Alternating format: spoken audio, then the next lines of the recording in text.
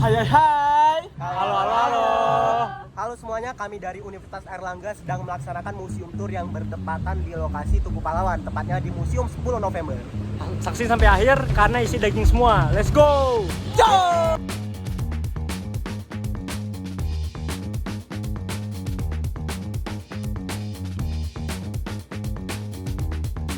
Halo teman-teman semuanya, sekarang kita sedang berada di Museum 10 November. Seperti yang kita ketahui teman-teman semuanya, 10 November diperingati sebagai Hari Pahlawan. Tak heran, museum ini juga terletak di kota pahlawan, yaitu kota Surabaya. Museum 10 November ini mulai dibangun pada tahun 1991 pada tanggal 10 November dan selesai pada 19 Februari tahun 2000. Peresmian museum ini dilakukan oleh Presiden keempat Republik Indonesia, yaitu Presiden Abdurrahman Wahid atau yang kerap disapa Gus Dur. Museum ini terletak di Kompleks Tugu Pahlawan seluas 1,3 hektar teman-teman, yang mana itu luas banget. Nah, museum ini sebagai kenang-kenangan sejarah perjuangan arek-arek Surabaya dalam peristiwa pertempuran Surabaya. Seperti yang kita ketahui, peristiwa pertempuran Surabaya pada tanggal 10 November tahun 1945 merupakan aksi heroik yang dikenang setiap tahun sebagai Hari Pahlawan. Bentuk museum ini berupa limas atau piramida yang sekilas mirip dengan Monumen Louvre yang terletak di Prancis. Nah, keunikan museum ini adalah bagian yang terlihat seperti terpendam di dalam tanah dan hanya terlihat bagian atapnya saja yang muncul di permukaan tanah. Hal ini karena Museum 10 November berada pada kedalaman 7 meter di bawah permukaan tanah di areal Kompleks Tugu Pahlawan. Nah, apa saja yang menarik di museum kali ini? Mari ikuti kita ke bawah.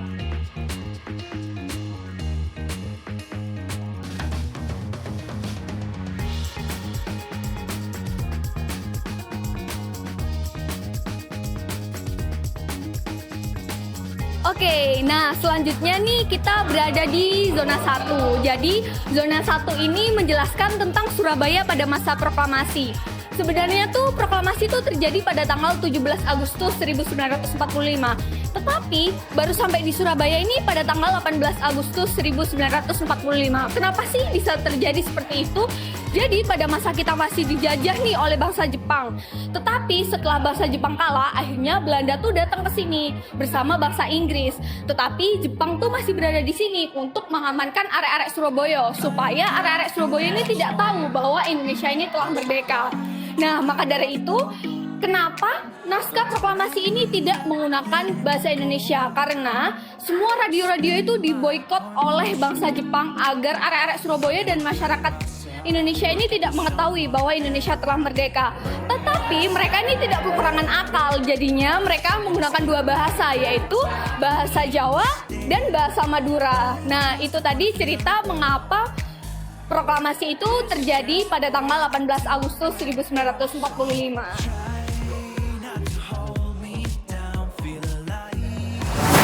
Nah, selanjutnya kita bahas mengenai tentara nasional. Sebelumnya, apakah kalian tahu tentang Tentara Nasional Indonesia atau TNI? Mungkin nama tersebut sudah tidak asing lagi kan di telinga kalian? Tapi apakah kalian tahu mengenai sejarah berdirinya TNI sendiri? Sebelumnya, organisasi tersebut melewati sebuah proses atau perubahan yang sangat panjang.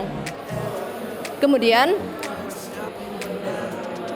berawal dari pembentukan tentara Badan Keamanan Rakyat atau BKR pada tanggal 22 Agustus 1945. Nah, ini adalah seragam dari tentara BKR sendiri. Warna dari seragam tentara BKR ini sama dengan tentara peta, karena seragam ini sering didapat dari tentara peta karena banyak juga dikasih oleh tentara peta tersebut. Lalu sampailah kita di masa pasca proklamasi. Yang pertama, pada tanggal 17 September dilakukannya perubekan bendera Belanda di Hotel Yamato. Lalu yang kedua, pada tanggal 1 Oktober 1945 terjadilah penyerbuan markas Kim Peting, dan lalu pada tanggal 25 Oktober 1945 terjadilah pendaratan tentara sekutu di Surabaya. Dia adalah Muhammad Magodembojo. Yang ini adalah salah satu jenderal pemimpin pertempuran dan juga seorang pejuang kemerdekaan dan perwira militer Indonesia yang ikut serta dalam pertempuran Surabaya pada tanggal 10 November 1945. Ia diangkat sebagai pahlawan nasional Indonesia. Dan juga Muhammad Magundiprodjo ini lulus dari Ospia atau Sekolah Pegawai Negeri Sipil tahun 1997. Setelah lulus, ia bekerja sebagai pamung projo, wakil kepala jaksa, dan asisten yang pidana di Jombang, Jawa Timur. Namun setelah Jepang menduduki Indonesia, Muhammad Magundiprodjo bergabung dalam Pembela Tanah Air tahun 1944. Lalu karir militer Muhammad Magundiprodjo. Setelah lulus pendidikan militer di Surabaya, Magundiprodjo ditugaskan sebagai Daidanko atau Komandan Batalion Peta Sidoarjo, Jawa Timur. Setelah proklamasi kemerdekaan tanggal 17 Agustus 1945, semua anggota Peta menjadi pasukan inti BKR, TKR yang merupakan cikal bakal TNI.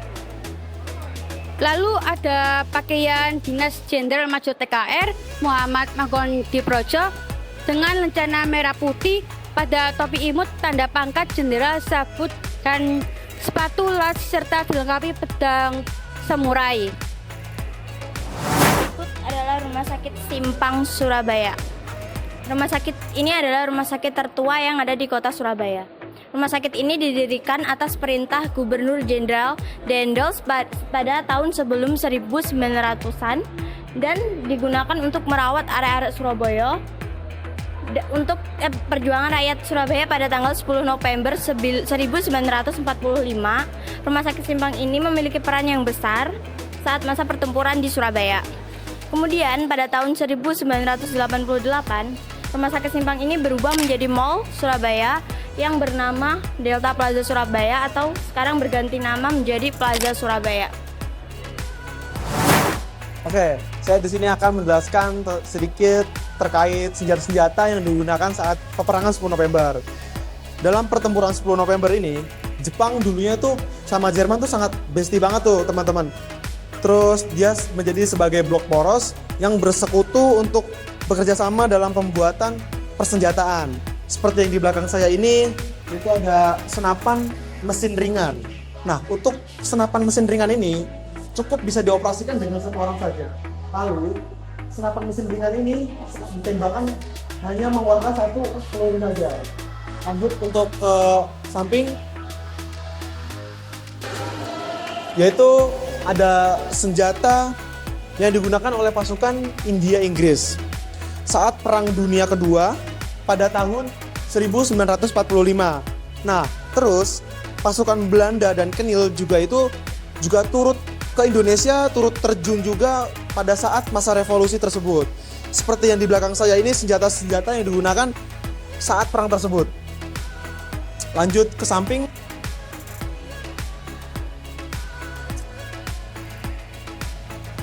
Nah, ini yang ketiga, yaitu adalah senjata-senjata yang digunakan oleh tentara-tentara Jepang yang didisplay dan digunakan oleh Kekaisaran Jepang tersebut.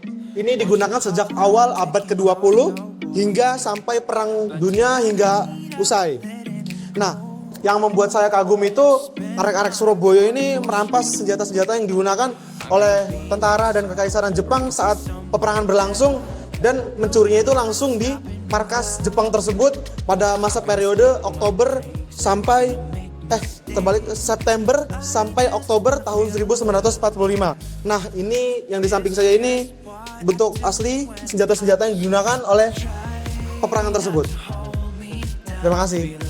Balik sengitnya perlawanan yang dilakukan oleh arek-arek Surabaya pada tanggal 10 November 1945, terdapat peran besar nih dari seorang perempuan yang namanya Mbok Darmi atau biasa dipanggil Mbok Dar.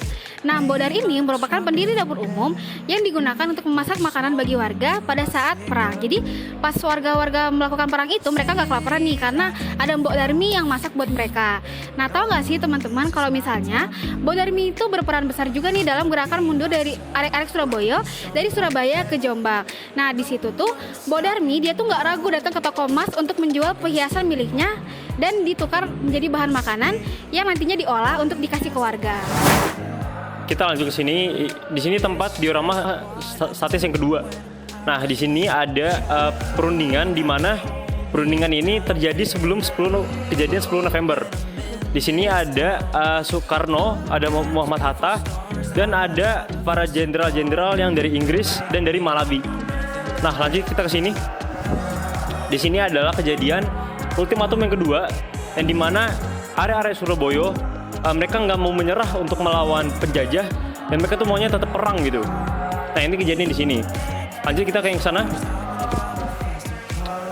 Nah, di sini adalah kejadian di mana pertemuan antara Inggris dengan Indonesia, yang dimana Inggris di dalam gedung tersebut, yang dimana gedung tersebut sekarang itu menjadi kantor pos Indonesia yang di Surabaya. Nah, dan di sini di belakang sana itu ada sekolahnya Soekarno pada saat itu, SD-nya. Di sini Indonesia ingin menyerang ke arah markasnya Inggris gitu yang ada di Indonesia. Nah, kita lanjut ke sini. Nah, di sini adalah kejadian yang Indonesia memulangkan rakyat Jepang untuk balik ke pulaunya Jepang gitu. Nah, karena Indonesia ingin mengambil senjata-senjata yang ada di markasnya Jepang gitu. Jadi daripada mereka cuma nganterin orang Jepang, mereka ngambillah senjata-senjata yang ada di markasnya Jepang juga gitu. Oke, sekarang kita lanjut keluar lagi. September 1945, pemuda Surabaya baru saja melakukan serangkaian kegiatan memperingati proklamasi kemerdekaan Indonesia dengan menyelenggarakan rapat umum di lapangan Pasar Turi pada tanggal 17 September 1945. Kemudian pada tanggal 19 September 1945, hari Rabu Wage, beberapa orang anggota Konvolik yang tergabung dalam Komite Kontak Sosial mengibarkan bendera Belanda, yaitu merah, putih, biru pada tiang sebelah kanan gapura Hotel Yamato. Lalu pada tanggal 1 Oktober 1945 terjadilah penyerbuan markas Ken Pete. Penyerbuan terhadap gedung Ken Pete ini berlokasi di Tugu Pahlawan, mulai dilakukan pada tanggal 1 Oktober 1945. Pemuda-pemuda yang telah tergabung ataupun yang belum dalam organisasi perjuangan ini ikut dalam penyerbuan ini. Koordinator penyerbuannya adalah Abdul Wahab. Dalam penyerbuan ini, arek-arek Surabaya berhasil menguasai gedung Ken Pete serta mengambil senjata-senjata Jepang, termasuk senjata pistol Mauser Parabellum buatan Jerman yang diambil oleh Haryo Kecil dari gedung Ken Pete. Oke, terima kasih teman-teman. Sekian dari video yang bisa kami sampaikan. Harapannya dengan adanya video ini, teman-teman bisa menyaksikan bagaimana perjuangan-perjuangan para pahlawan kemerdekaan Indonesia. Kenapa? Karena menurut Soekarno, bangsa yang besar adalah bangsa yang bisa menghargai jasa para pahlawannya. Terima kasih. Assalamualaikum warahmatullahi wabarakatuh.